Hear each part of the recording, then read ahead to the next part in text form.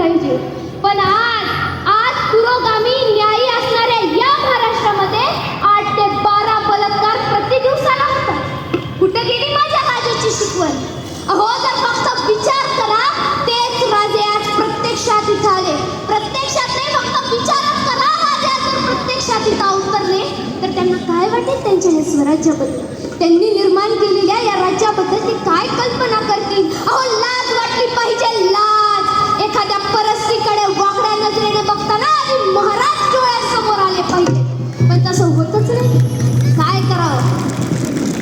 स्वराज्य निर्माण करताना महाराजांनी मुठभर मावळे घेऊन स्वराज्य निर्माण केलं. तुम्हाला एक गोष्ट सांगू का?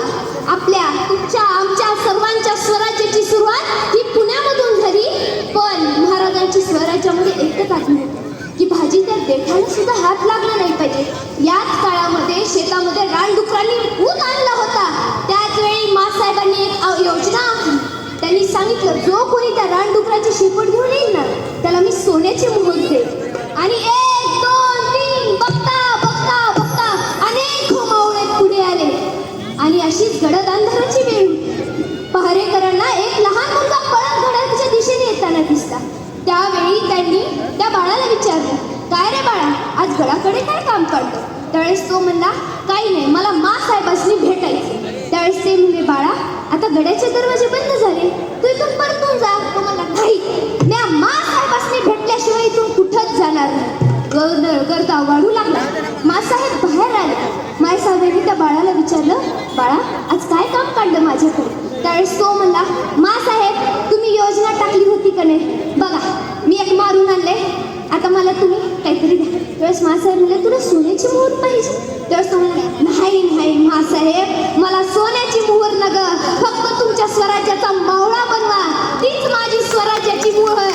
तुम्हाला माहिती का तो लहान मुलगा कोण होता? त्यावेळेस मासाहेबांनी विचारलं, बाळा, तुझं नाव काय रे? त्यावेळेस तो म्हणला, मासाहेब, माझं नाव तानाजी. लाडाला सगळे मला ताना म्हणतात.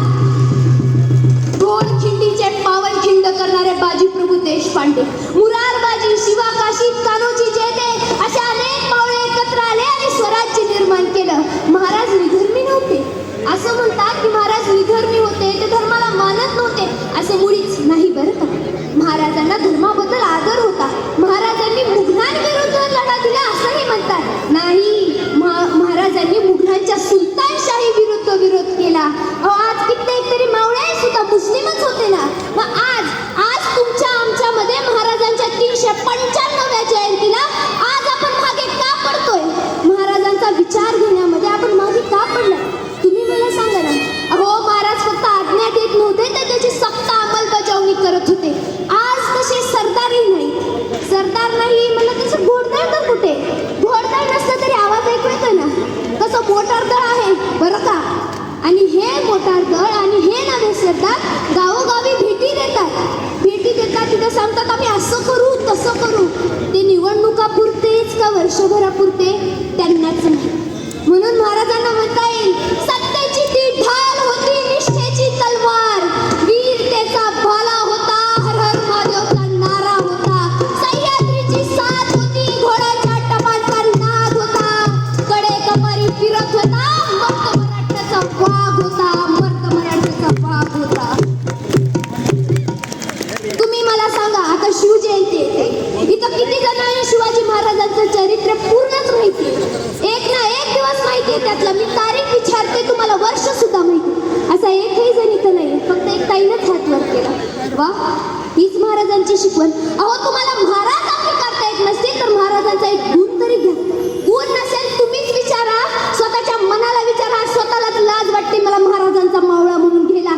या चौकातला आवाज डीजेचा एवढा वाढला शिवजयंतीला की दुसऱ्याच ठिकाणी एवढा वाढणारच. हीच महाराजांची होती. अहो, महाराजांनी काय आपल्याला सांगितलं होतं का? भगवे लावून फिरा, चंद्रकोर लावा, तुम्ही माझ्या नावाचं गुणगान करत फिरा, माझा एकही गुण आत्मसात करू नका, तुम्ही माझे मावळे होता. महाराजांनी म्हणलं होतं का? कदापि नाही. मग कुठेतरी तुमच्या आमच्या प्रत्येकाच्या मनात खंत राहते की नक्कीच आता शिवजयंती येते, आम्ही शिवजयंती पुरतेच महाराज